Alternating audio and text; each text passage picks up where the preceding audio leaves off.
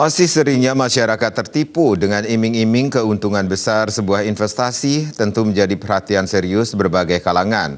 Masyarakat diminta untuk lebih cerdas lagi dalam menerima sebuah informasi dan jangan mudah percaya dengan iming-iming mendapat keuntungan lebih besar. Keberadaan investasi ilegal yang sudah merugikan banyak orang tentu menjadi perhatian serius saat ini.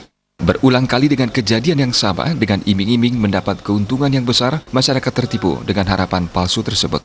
Pemerhati ekonomi Tutik Kusumawardani mengimbau kepada seluruh masyarakat untuk lebih cerdas dalam menerima informasi. Terlebih masyarakat yang berada di luar kota, tentu pemahamannya akan investasi masih minim. Masyarakat lebih cerdas lagi.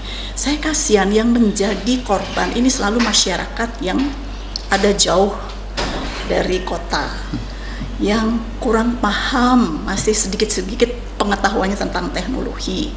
Jadi saya harapkan bahwa situasi yang seperti ini masyarakat harus lebih cerdas, yaitu bila ada iming-iming diberikan suatu keuntungan yang lebih dari keuntungan kalau kita menginvestasikan atau menitipkan dana kita di bank, itu harus tanda tanya.